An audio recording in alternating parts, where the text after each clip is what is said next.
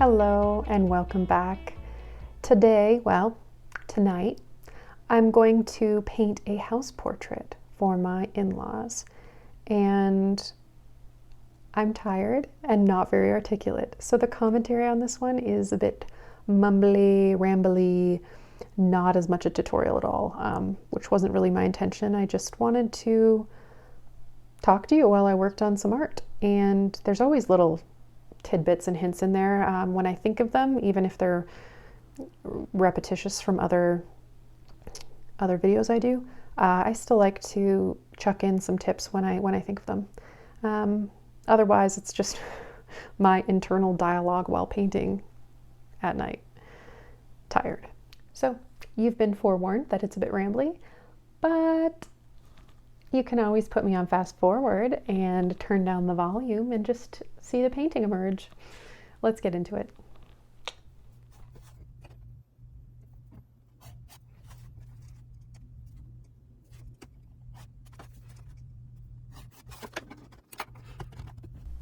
So I'm going to start by just sketching this out with a 2H. I have a 5x7 little window painted here.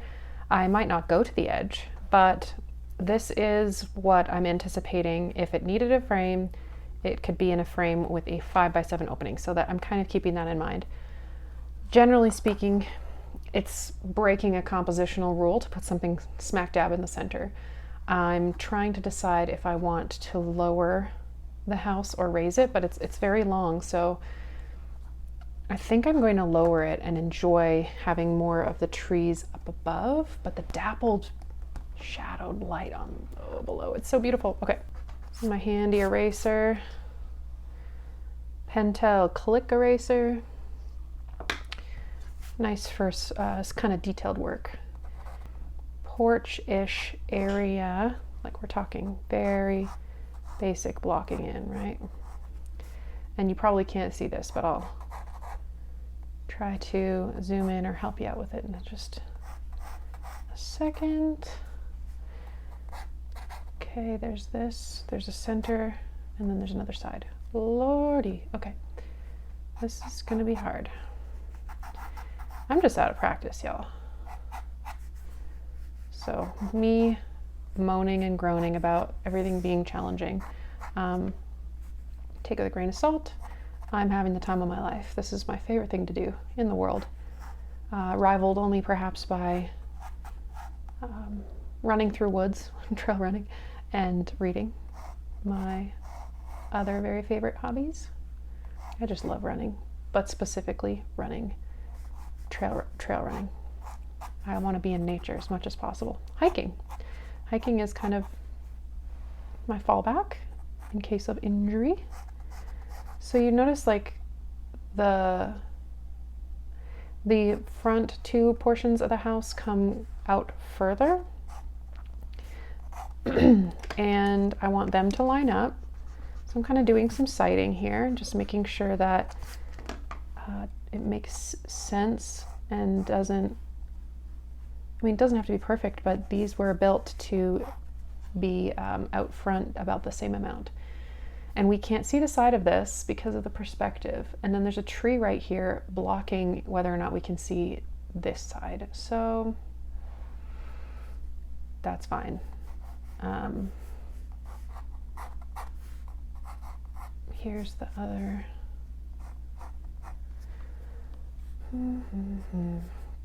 So I don't have all the perspective right now. The top of this roof has to be higher than this.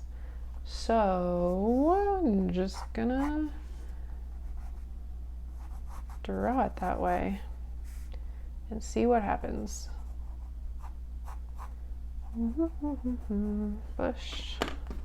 This is one reason this eraser is so nice, is I can erase just the lines I want to and nothing else.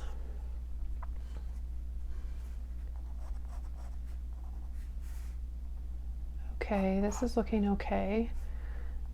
I'm trying to get window proportions right. I'm probably in the future going to do these much looser and not so tight, but I'm nervous. I'm legit nervous because it has been a while and because I want this to be a gift for my in-laws. Now, it won't be a surprise for one of them who watches, but if you know someone whose name rhymes with Barry or Mary, don't tell them. So it can be a surprise for somebody at least. So yeah, we'll see how this goes. We're nearing Christmas. It's a great idea to give a house portrait. Even better if you can draw it yourself or paint it, but not necessary. There's a ton of artists out there, myself included, who would be thrilled to do a house commission. I mean, houses are just so great to draw. I'm going to see here. I'm using my arm. You can't see this, so I'm going to tell you what I'm doing. I've got my hand up and I've got my pencil parallel, and I'm checking if the peak of this matches that one, and I think it should. Now, your reference photo, if you're doing your own house, it might not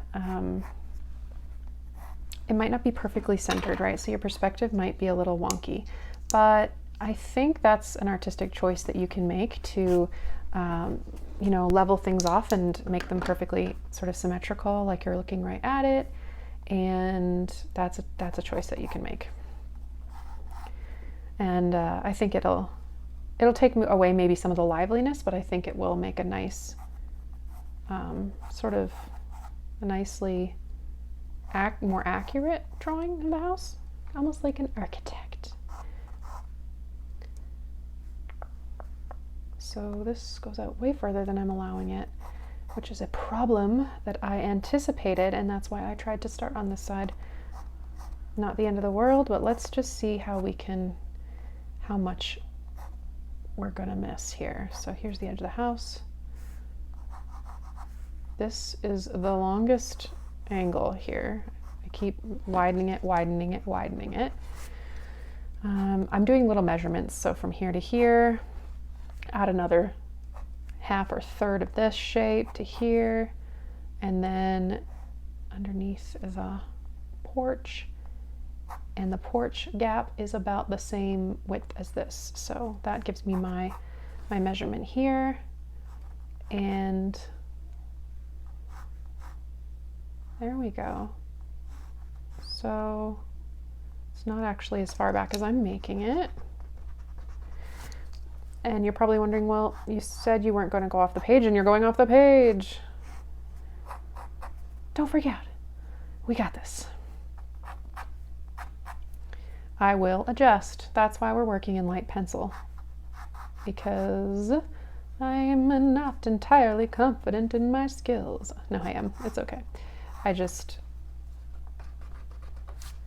You get to see all the inner dialogue and doubts and things like that happening. It's fine.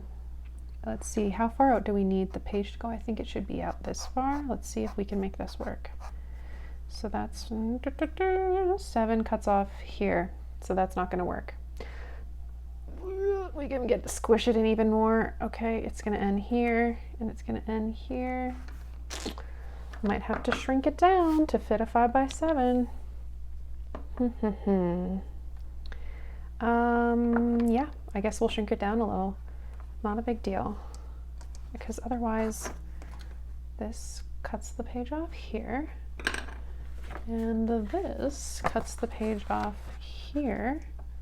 Oh, that works. It's a little crowded, but what's the focus? What's the story? It's the house. And also, you're probably not wanting to watch me draw it all over again. Don't worry, I would fast forward if I was doing that. So this is our new side. And over here. So all I did was shave off the right, and away we go. We're still at 5x7. And the whole space is taken up by the house, so that's cool. I think that's nice. Okay, this window is divided into 3 sections. Da, da, da. I'm kind of wondering how much detail I need to put in before I get going and dive in. I am using linear perspective to get the angles of this window. If that is something you're interested in me teaching you, I mean, there are probably a million people teaching it on the YouTubes, but if it's something you're interested in learning from me, I will happily teach it. I enjoy perspective thoroughly. It's what made me fall in love with art, among other things, but in the 6th grade, I became obsessed when we learned about perspective and just demanded to know more and more and more. Our teacher taught us 1 and 2 point, and I asked to please be taught 3 point as well. It just fascinated me that I could draw anything I wanted and it would make sense on the page. Kind of like I had a Dr. Seuss moment where I was thinking, really, I can draw anything? Anything. And it'll look 3-dimensional. Oh, it's magical. It was a very special moment. I still remember where I was sitting in the classroom when she exclaimed that I had a knack for thinking spatially, and I clung to that compliment. If you have someone in your life who draws, even just doodles, throw them a compliment, because we lose all the joy that we had growing up when, I don't know why I'm drawing in all the windows. As we get older, we just walk away from it. We think we're not good at it anymore. And when we're younger, we don't really. Can you remember those days before you judged whether or not you were good at something? You just did it because it filled you with joy. It was fun. It was magical.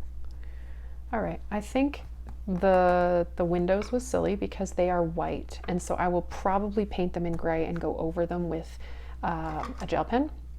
So I don't think it's actually too important whether or not I keep them there.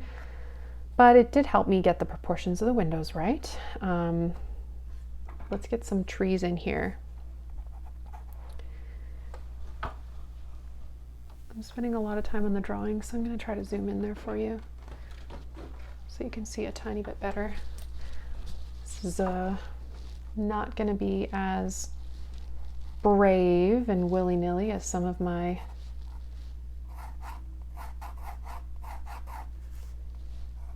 art.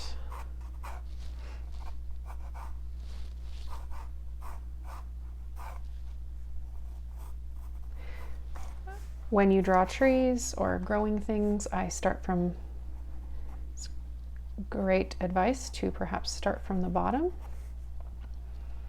and grow up.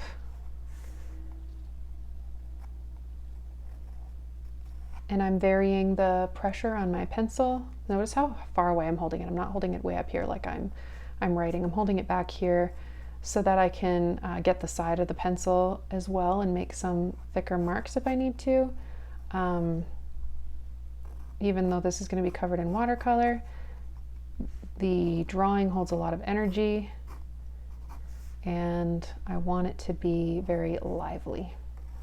Like this entire branch is completely hidden in foliage, but what we do see through, I want it to be expressive. And I love drawing trees. Maybe that could be a class, just drawing plants and trees, because they're very complex and they freak a lot of people out. You're like, I'm not going to draw that tree. Okay, trunk. This one's fairly straight. The branch coming off this way. Man, these trees are tall for Texas. They're taller than any of the trees I see around me right now.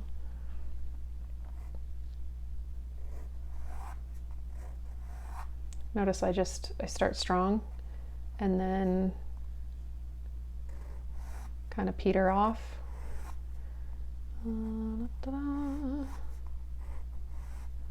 getting kind of thinner and lighter as I go. Gives the impression that, you know, it is stronger at the base. And another tree right here coming out of bushes. Squiggle, squiggle, squiggle, bush done. Okay. This one separates right here above the house. It doesn't really matter, the trees, like you can do these completely wrong. I guess it matters where you place them in front of the house because you can't, like I can't see the detail behind this in the photo, so that will help. You know, I don't have to know the detail because it is blocked. This is proportionately perhaps a little wrong, I'm noticing, but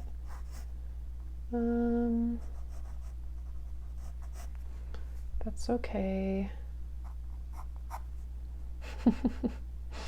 I don't know. I don't think it's going to be perfect. I've just decided it is not going to be perfect. In my drawing classes, I tell my students to take the energy to redraw. Don't say, oh, that took a long time to draw, I'm not going to change it even though I notice it's wrong. I tell them to suck it up, erase, continue, or not even erase all the time, just sometimes just redraw it. One, you'll get better at it because you've learned. Two, you will show that you did find that mistake in the first place, so you know, you can tell that it's wrong. That's showing growth and skill that you can see. Drawing is mostly just, can you see? Can you see? But for this project, my goal is to not have a film, a video. That's the word I'm looking for. My goal is to not have a video that is a bajillion years long for you. I marked a shadow on the top of this area here, and there's a shadow that comes down here. I don't think I need to be doing this in pencil. I think I need to get brave and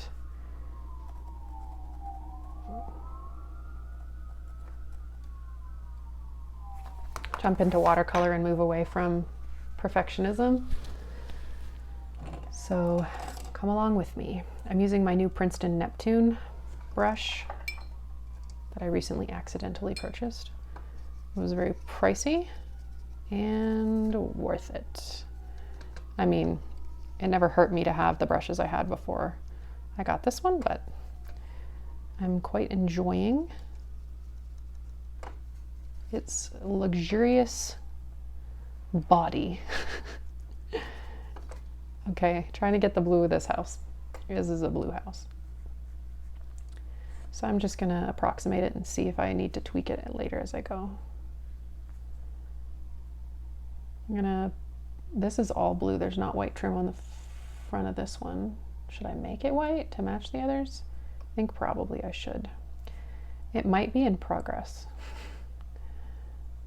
because I know they just recently painted their house. So.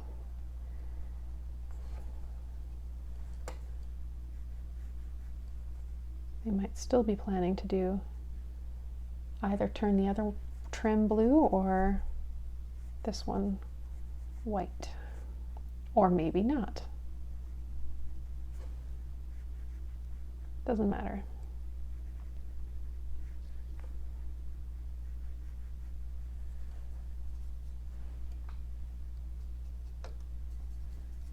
It's a bit closer to blue than turquoise. I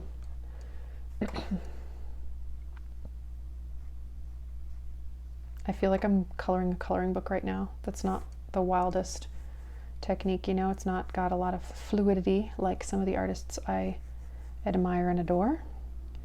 This is tight, but I'm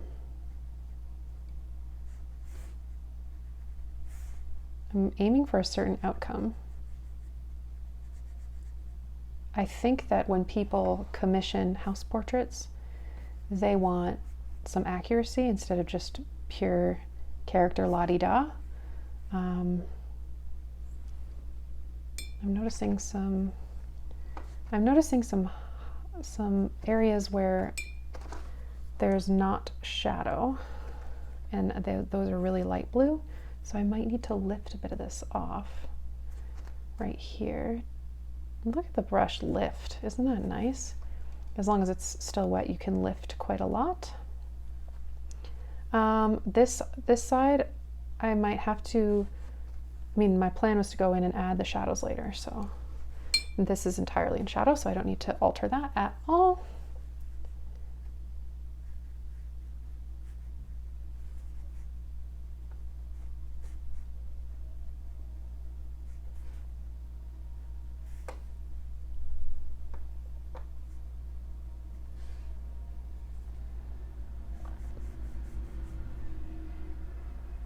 I remember the days when I would paint from 4x6 photos that I had printed, you know, and you can't control the color, you can't control the light. It just, you got what you got when the photo was developed. And now I can blow up the resource photo.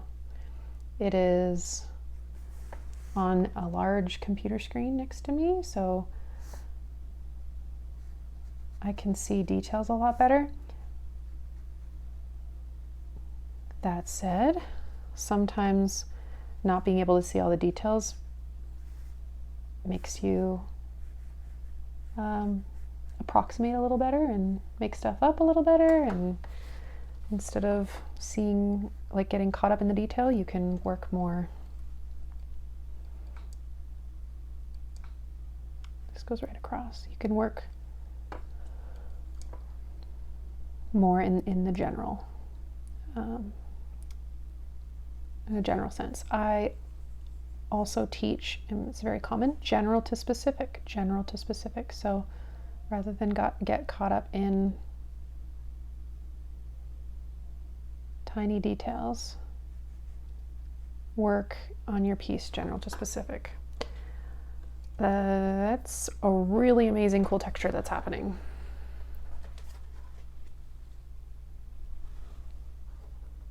I apologize for the light here. I hope that's bright enough for you to see. And I'm going to zoom out so you can see a bit more of my palette as well and what I'm doing with that.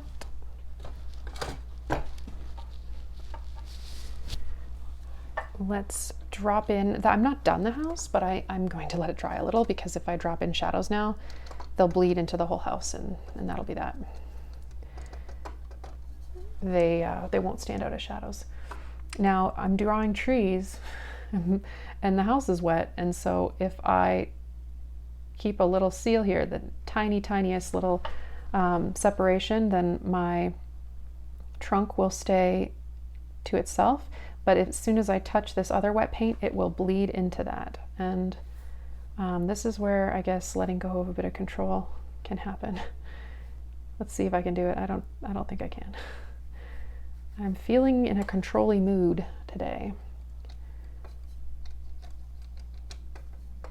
I think art has a lot to teach us about mindset, and you really have to give up control sometimes, and at least with art you can practice that. It's hard, but easier to practice in art than it is in life. Let go of control, let go of the outcome. You can't control the outcome. You can control what you can control, which is, you know, some of the supplies, not depending on your skill, depending on your practice, depending on, for me, I haven't painted in a while, and so that's going to have an effect and determine the success of the piece, or maybe not the success, but the direction it goes. So you know, you're not in control of all the factors, even if you are trained and you quote unquote should be able to produce something a certain way. There are a lot of factors at play. Ooh, I like this puddle right here. It's not going to dry that dark. Watercolor dries lighter, but I can go back in, and I think what I'll do is I'll drop a little bit of dark in there later, because that looks really quite neat. And there's some dark right down here. This is like a burnt umber down here.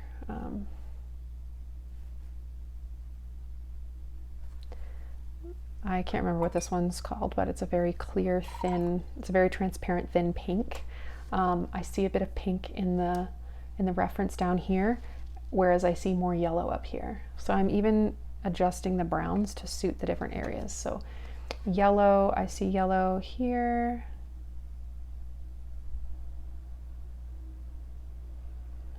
And darker brown as it gets up into, I'm stabilizing my hand here so it's not touching the page, but it is stable, so note you can do stuff like that as well.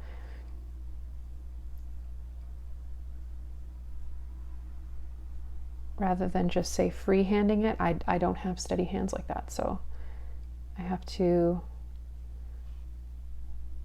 find ways to stabilize while I work.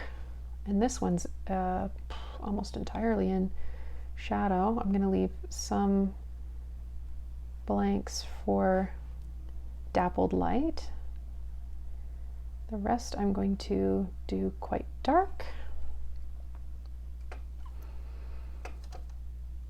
This brown is just gorgeous, but if you want to mix something in to make it darker, burnt umber and ultramarine blue make a great, or close to black. You know, you can get pretty dark value with the combo of those two. I'm not drawing my branches the way I told you to do them. I'm not painting them that way, like from the center out. And that is because I don't think my control going that way with my brush is going to have the same result. This tree now is getting drier, so I think we'll test. Yes, I think I should be able to go back in now with some dark and yeah.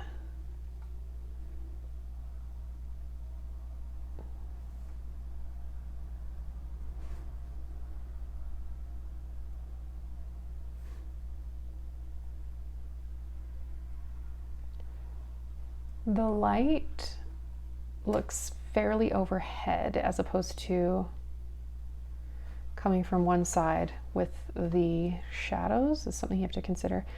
Don't just, I mean, it's good to observe. You have to try to observe what you're painting, but don't just willy-nilly be like, okay, it looks dark here, it looks light. You should also actually try to wrap your brain around where the light is and why the shadows are falling the way they are falling.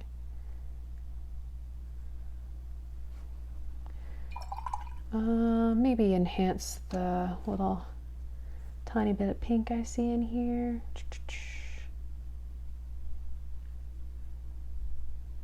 Almost purple as well, but I'm not gonna get too crazy. Too crazy. A little bit more yellow.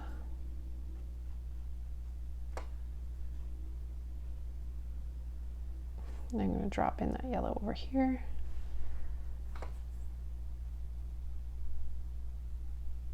It's doing some funky things, but I don't mind. Okay. Roof? Can we do the roof, or is it going to just mess the trees up? Might mess the trees up. And I want to do the grass, but then I'd be working up here and the grass would be wet, and chances of me putting my hand in it are pretty big. So I think, especially because this is still wet, actually, I think it might be best to deal with the foliage next. So this is a crazy bright green.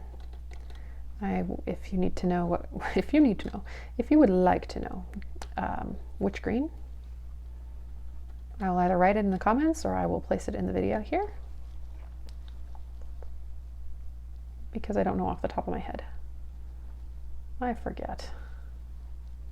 But it is a brilliant yellow on its own. Look at the yellow.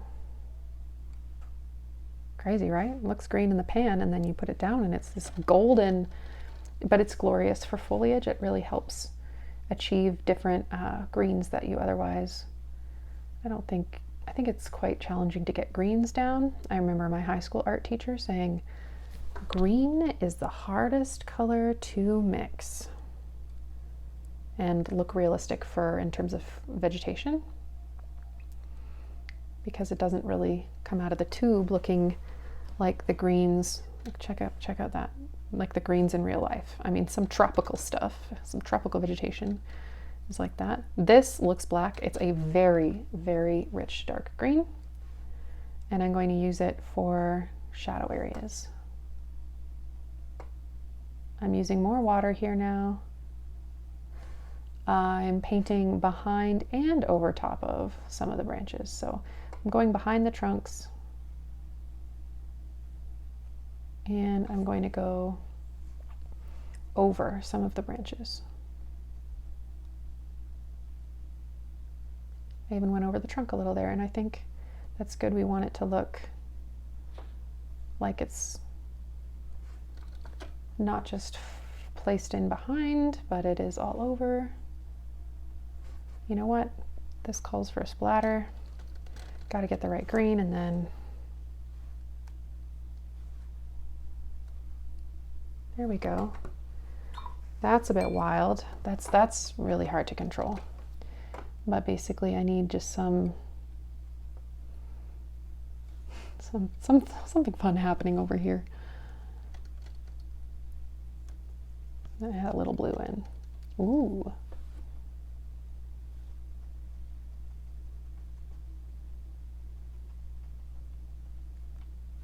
I like it.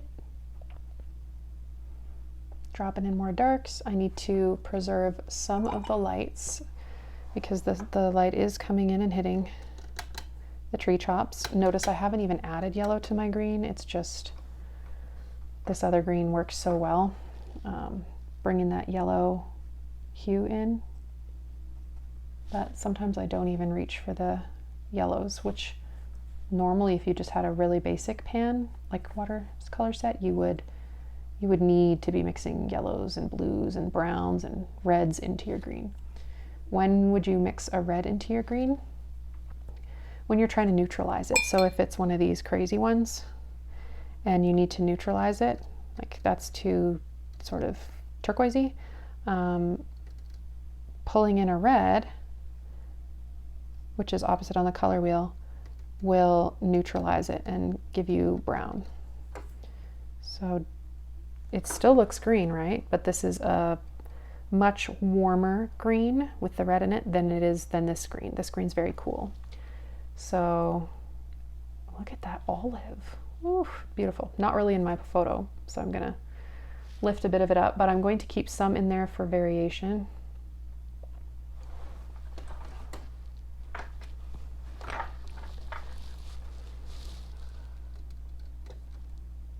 Cleaning this pan out just a little and going back to mixing the color I need. This whole side is full of tree. There's a blue sky behind. I'm not sure yet if I'm going to leave it white.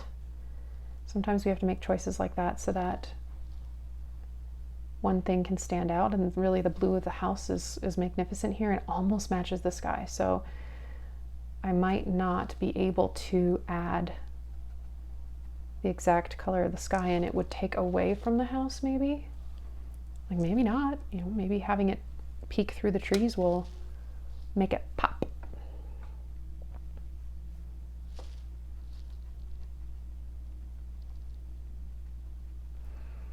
Trying to stay loose with these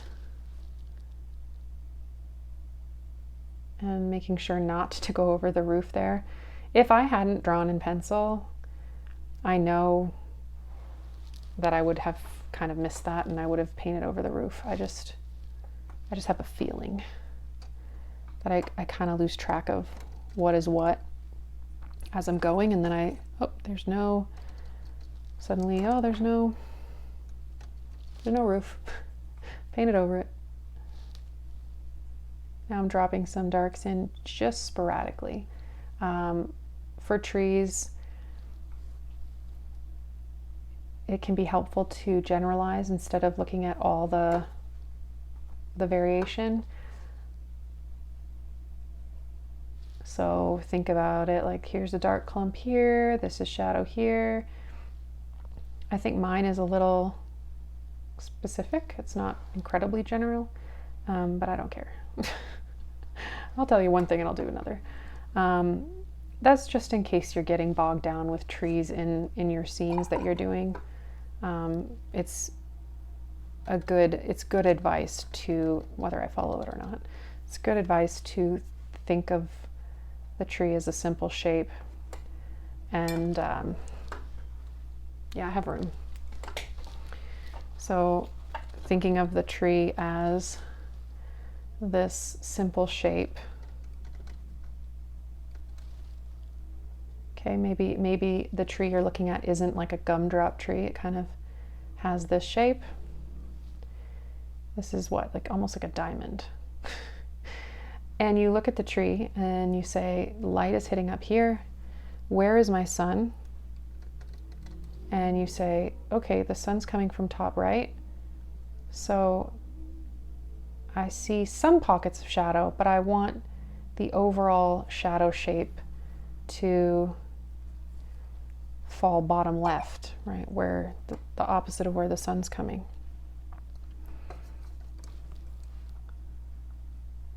So that's one way to do it, super generalize, as opposed to this pattern, this crazy collage happening.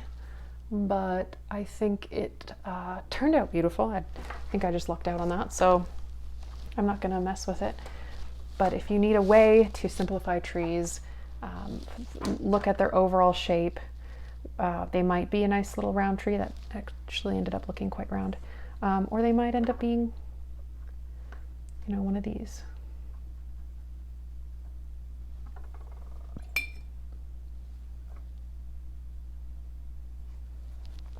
Notice I put dark on one side and light on the other.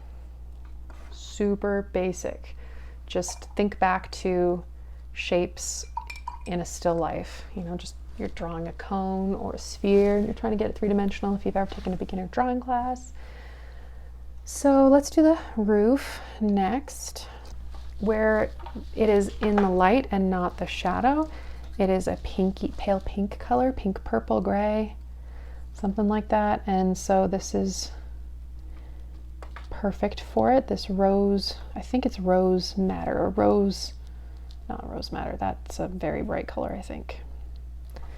Nope, can't remember. I tried. Something about clay? Don't know.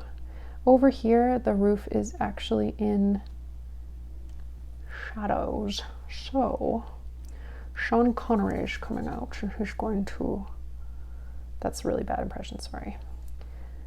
Sean Connery is going to paint the roof with some shadows. What color should I mix to make my shadows? Often shadows are grayish. Often shadows have color. I blew my students' minds recently by explaining that shadows have color. They really do. We just don't really see them all, but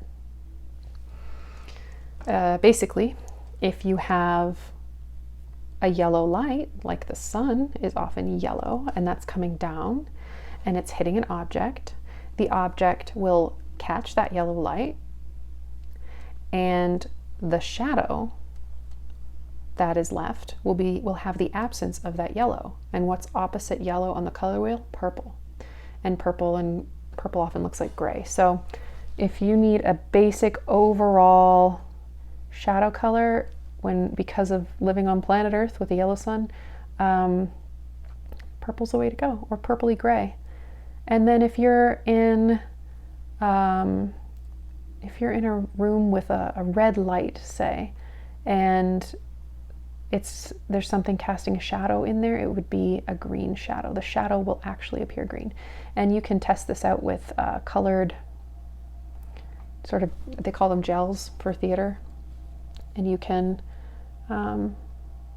share that with students by shining light through the different color gels onto objects and then analyzing, really thinking about and looking for the colors of the shadows. It's crazy. I hope you enjoyed that as much as I do. Okay, we need shadows on the house now. I'm working down, okay? I'm not going to work on, I could work on the grass because I'm excited about it, but I need to work my way down the building in shadow.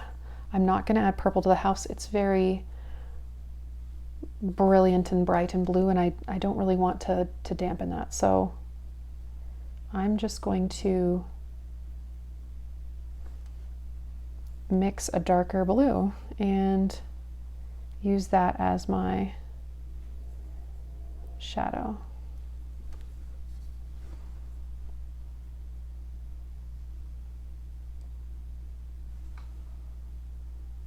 This is a round brush and it allows me to be able to get really fine lines with the point.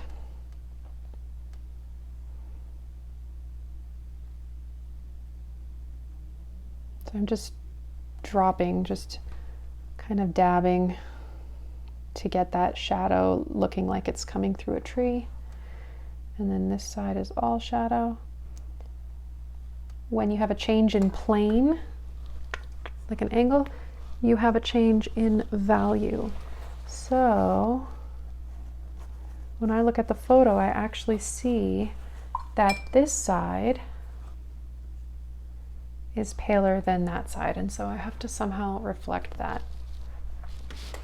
But obviously we don't want it too much lighter than the rest of the shadowed part of the house. So we've got a delicate balance of working in tiny increments of value, and that's fun. You can also just change the tone a little. That would be easier. Let's just grab a little bit of this, not the crazy bright orange red that's going to make a really bad brown. Not bad brown, just a really obvious brown. The one I used in the green trees a moment ago, but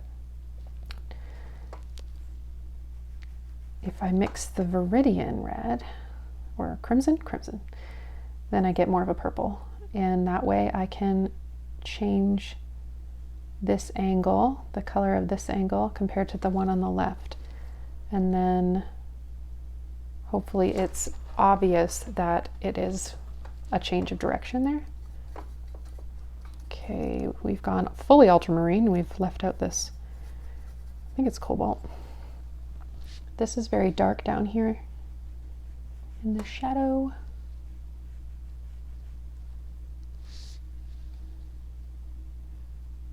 This is all shadow. This is a white rail. That's a window. I think I've covered some white details back here, but I can bring those back with a gel pen. I'm fine with that. I'm not a stickler for what materials you use and how you use them. Have fun. Okay, it's looking very purple. And that's the shadow from the roof, and then this whole side wall is spotty with tree shadow, leaf shadow. And okay, see, look, I got my hand in the tree. That's why I'm painting top to bottom. Practical reasons. I apologize for the sound of the helicopter. It's very loud.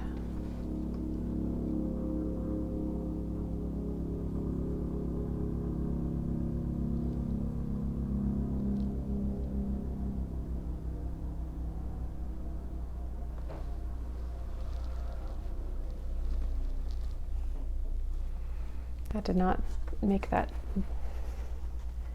beautiful mark I wanted it to, so I just lifted it off. I'm going to try again. From the window over. There we go.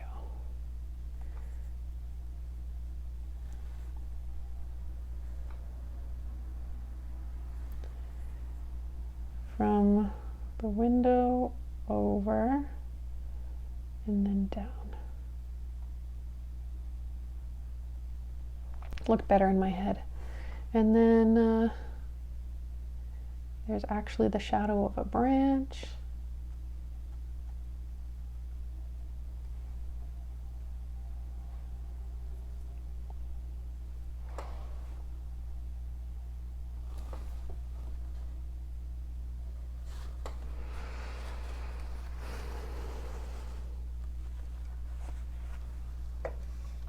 That kind of blended together, and so I lifted it again. I'll wait till it dries, and then I'll darken this side of the house.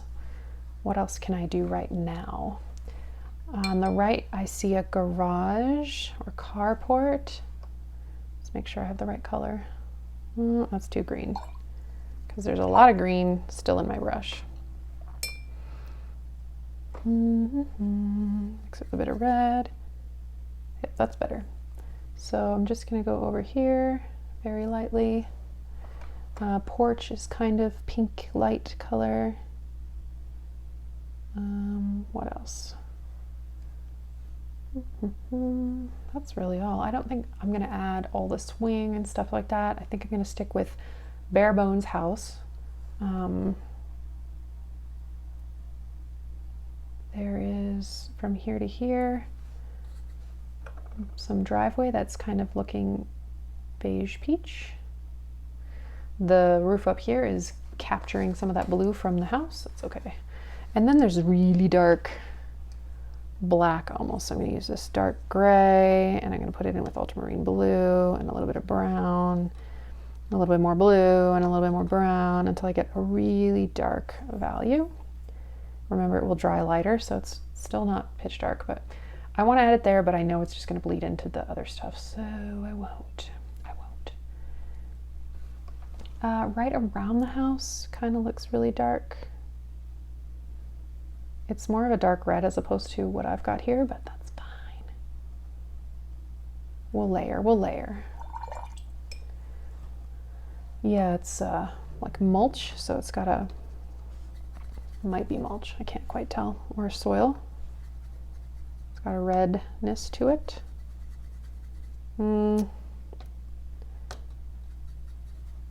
I don't want to get it wrong. I don't want it to be too red. I think that'll be fine, especially over the blue. Yeah, it's not bad. Underneath the bush here. In some of the tree. Boom, boom, boom, boom, boom, boom, boom. This tree has some red. So does this one. This red, or red-ish that I just mixed, has a lot of brown in it, and that's going to, I mean, it kind of is leaning orange. Not brown. It's leaning orange. This brown is leaning orange. And what that means, simply, what I'm trying to say, is that it'll contrast beautifully with the house.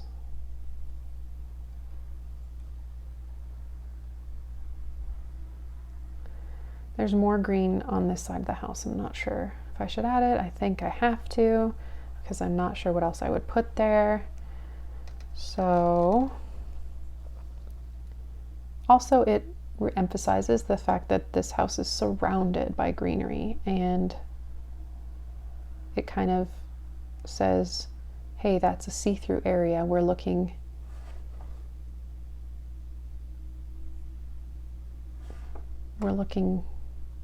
behind the house or beside it.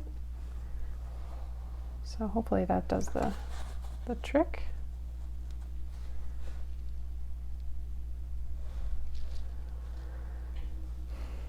Some light on the roof over here I missed. Let's lay that in.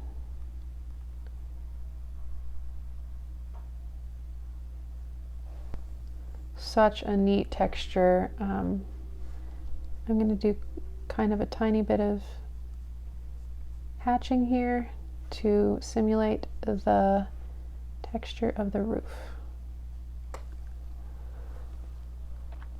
And I need to go gray with the windows so that, need to go gray with the window so I can then go over them later with white gel pen.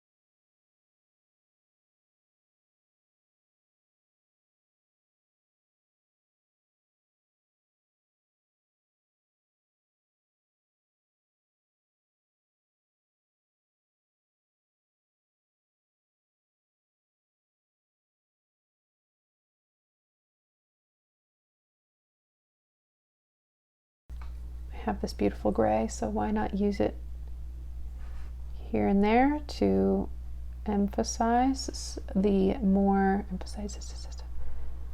prominent shadows. So there's, even though the blue is in shadow, there's another deeper shadow right along, and this is the fine detail work that you could leave off, but this is what makes it pop, is capturing those last really intense shadows underneath the windows.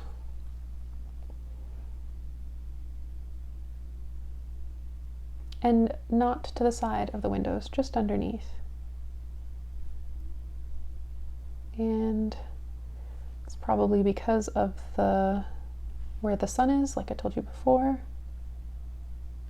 Whoops, okay. Good job.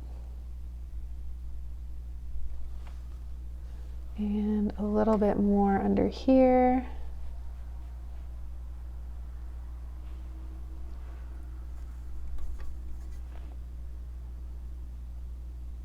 When you're working with shadows in watercolor, sometimes you have to get, not sometimes, I think often, you have to get a bit of a different consistency on your brush. More paint, less water sort of thing is what I'm trying to say. There's a little line that goes throughout the whole I don't even know, trim, that's the word, words.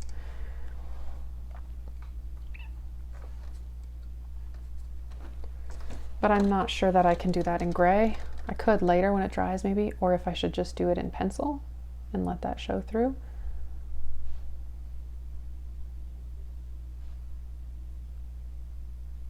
There's definitely some foliage back here that I just couldn't see because it's dark. But as I said before, I think a lot of this, the house, the spirit of the house, the feeling is a lot of foliage. Lush.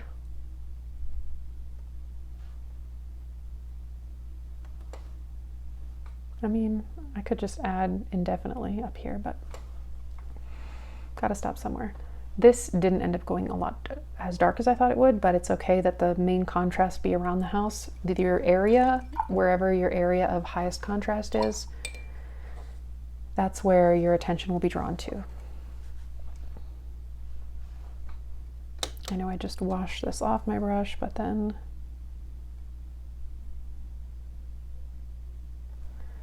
I wanted to do that. Let's pull in a different green so that it doesn't entirely swallow the house from both sides. So let's try out a different green. I mean, it's so subtle that I don't know if it's going to make the biggest difference, but I thought maybe the lawn should be a different green.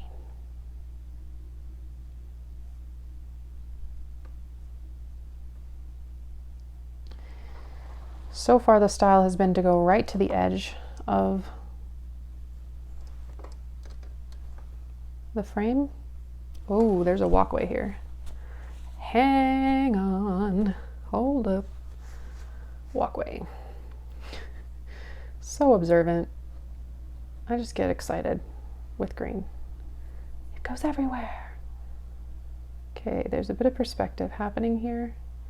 The walkway is wider in the foreground, and then it's a bit more narrow as it gets up to the house. As I was saying, should I just carry the green right down to the edge of the page? I think I must. I'm going to do so with a lot of water. I'm going to let that do weird things. I want it to do weird things here. And I'm also thinking, hey, maybe we should have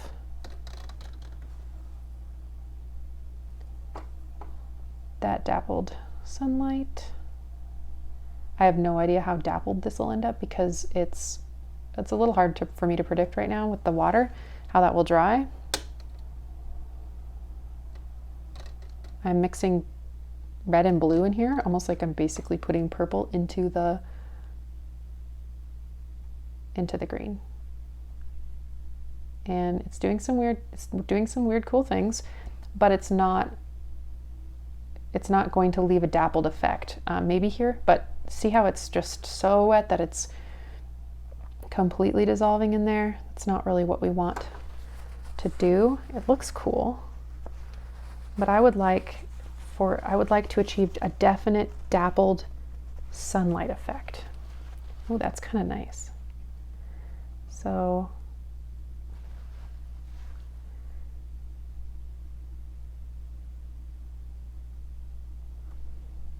I'm letting all of whatever's happening back here just kind of run together. I don't really want it to be an area of fine-tuned detail or anything like that. I really like that bush. Not gonna touch that bush. I think this is dry enough that I can add dappled light spots to it. I'm using the side of my brush so that they're kind of this shape instead of that. See the difference? This is a lot easier to create that dappled effect that I'm looking for.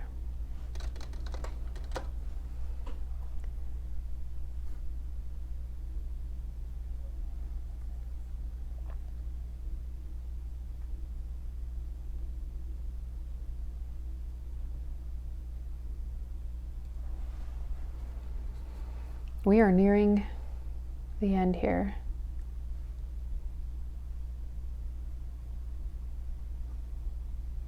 I didn't really pay attention to how far out the tree shadows actually go. I don't think they go there. But that's okay. The grass is quite dark. In the photo it's a much more yellow. And I might add a wash of yellow later and see how that goes, but I can't work really more on it right now because of it being so wet still. Remixing that dark color I had mixed. Wow, that red is super dark. That is a purple though. That is not going to look like anything but purple. So I'm going to add some brown to it, and we got a dark value for the carport.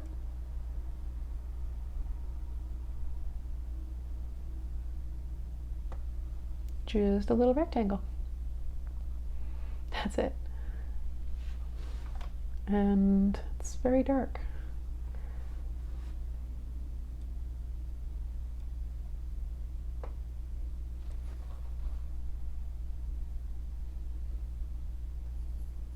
Seeing if I can bring some of that dark value into the trees.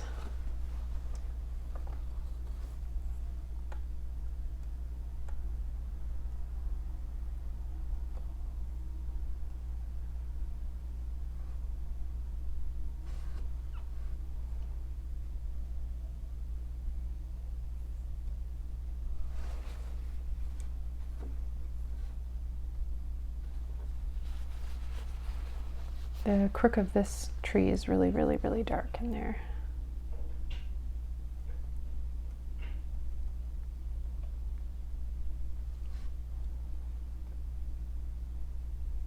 I'm almost sketching this in because it's bark. It's okay if it looks textured. I don't want it to be too detailed. I don't want it to be too detailed though.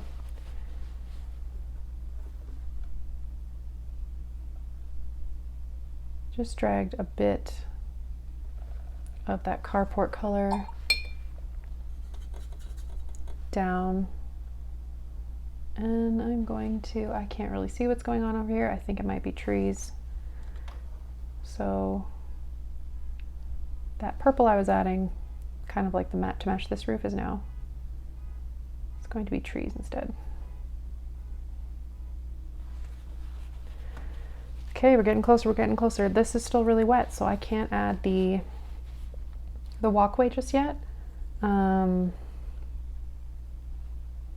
I feel like it's going to be fun. It's light pink and it's going to have shadows in it.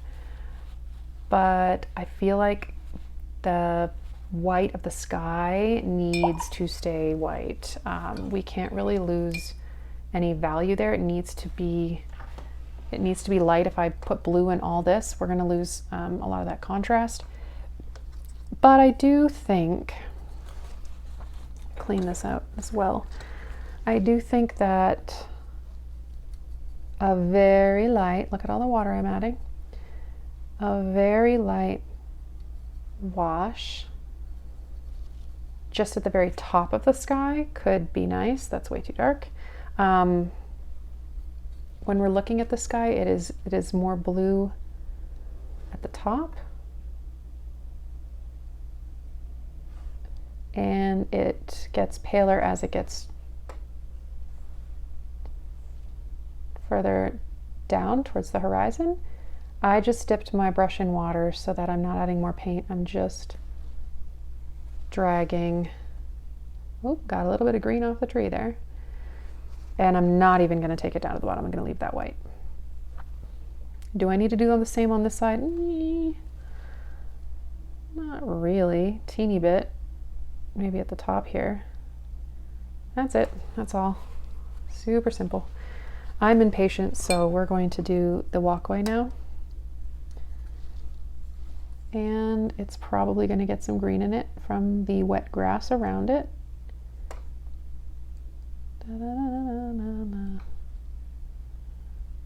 And I have to wait for that to dry before I can add shadows to it. You're seeing the point. You're seeing the pattern here, aren't you? This video is very conversational as opposed to, say, more of a tutorial, and I apologize for that. But didn't promise otherwise. I just wanted to work on this project. So you came along with me. Let's add a pencil line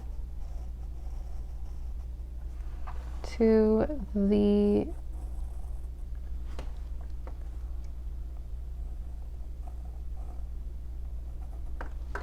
whatever this is called.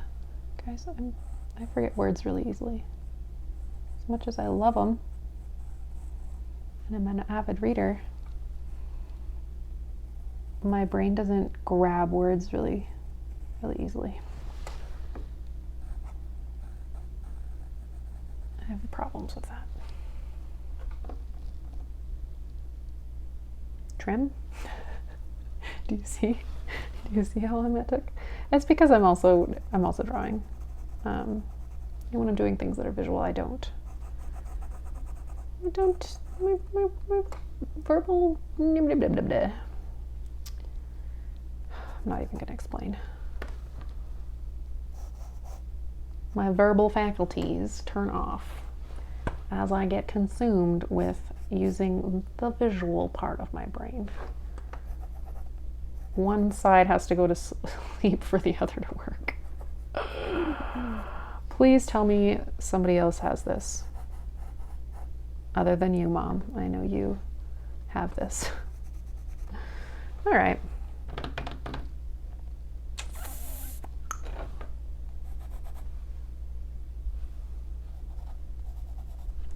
I'm not adding pen to this, I don't think.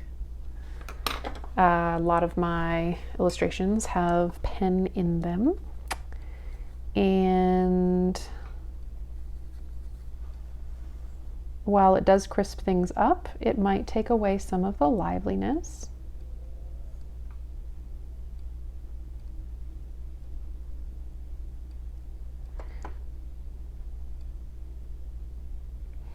When I'm doing the shadows on the walkway here, I'm matching them. I tried to anyway, and I kind of just went willy-nilly at first. But matching them to the shadows beside will enhance the realism, as opposed to just splishy splashing. Whoop, she's got the yellow out.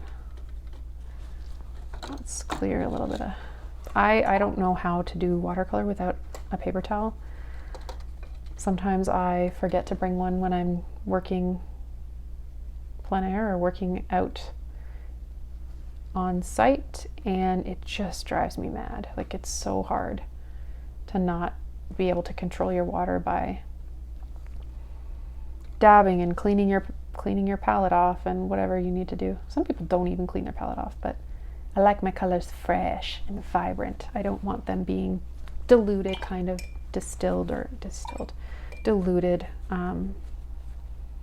and muddied by the colors that will inevitably mix together on the palette. So let's take a look at this before we do the last very finishing touches. Turned out nice. Just a teeny hint of a splatter in there. Probably could have gone a little heavier with some splatter, but because when it's framed you'll see barely anything, but yeah, I might add that there. But it's got character. It's definitely got mood because of that bright sunshine casting those shadows. And the last thing that may or may not work, depending on the markers, they're temperamental. First of all, it has to be completely dry. They don't work on wet watercolor, in my experience. This is working a little. I'm gonna zoom in for you.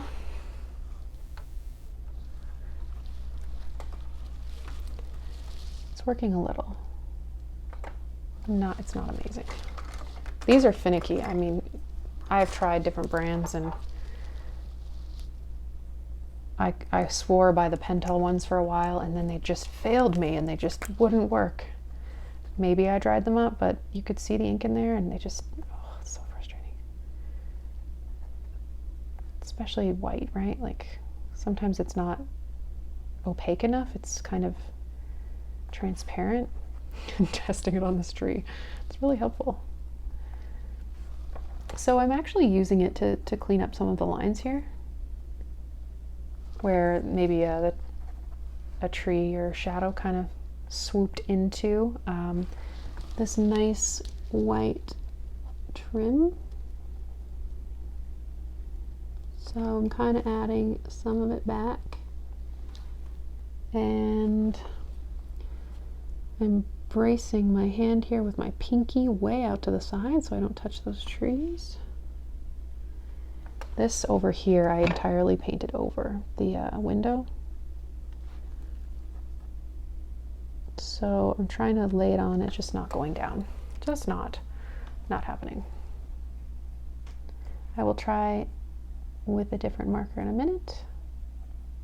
You have to have a lot of these on hand, that's my recommendation. Instead of counting on a couple, you know, then one gets finicky and you just pull out another one. Let's see, this was a 0.8. This is the same width.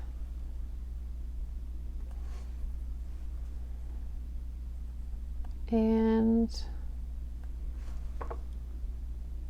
yeah, it's kind of working.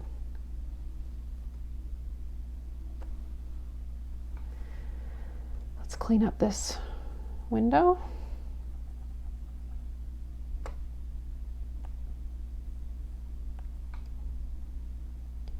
See how it's kind of laying down, but it's basically transparent? Like there's a line through the center from the ball point. It's kind of annoying. Here's a 10. Whoa. This is much thicker, but will be excellent for cleaning up the lines, yes. Ooh, look at this. This is much better. So maybe leaning towards the larger sizes of these is better. 8 and up is usually what I have, but this 10 is rocking it right now, where the 8s just couldn't do it. They couldn't do it.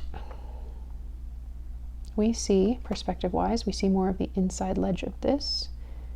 So I'm gonna make that side thicker white. My line is in line with perspective of this side of the house. Cleaning up areas that got covered in blue. And there is a main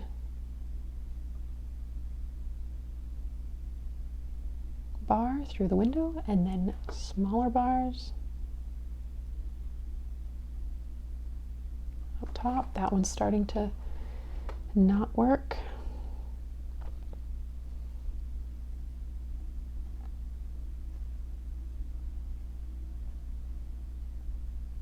Come on, pen, you got this. I think I need to wait for that to dry and I can maybe mess around with it just a little bit more. This white pole turned out really nicely by accident. It looks, you know, kind of lost the white of the pole up there, but it just ended up looking like a shadow, which kind of is for the better. I lost the pole over here entirely, so let's get it back. It's looking green because it's mixing with the watercolor. That's fine, that's fine. Better than nothing. Tiny bit of white on the path and a little bit of white right here at the top of this step that I'm not even really articulating that step, and that's fine. Man, that's probably my phrase, right? I say it so much when I'm talking to you all, and that's fine, and that's fine. Self-acceptance. Okay. Ooh, this window needs something. Come on.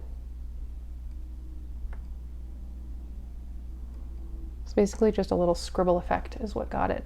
This, I was trying to do a hanging plant. You can see how well that turned out. Yeah, this is very kind of chill color-wise, isn't it? It's not, there's not any pops of color of flowers. I could put pops of maybe like a red orange in there, but I'm kind of worried about taking away. I mean, it is a flower basket. The primary color in the basket though is green. So we just add more green.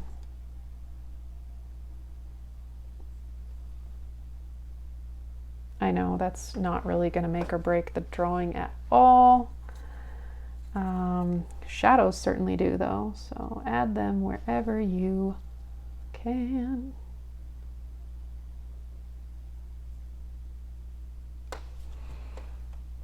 If I find other things that need to be done on this, I will revisit it, but for now, I'm gonna call it a day and hope that this is a nice Christmas present. And if you enjoyed walking through a house portrait with me, I have plenty more houses that I need to paint, and I will promise to record them in the morning as opposed to at night, and hopefully be a little more articulate and awake for the commentary. But thanks for coming along with me. I appreciate you so much, and I really enjoy having your company while I paint. Thank you again for joining me while we painted this little house portrait. If you want to see more house portraits or urban sketching, building sketching, let me know in the comments. Otherwise, until next time, see you later.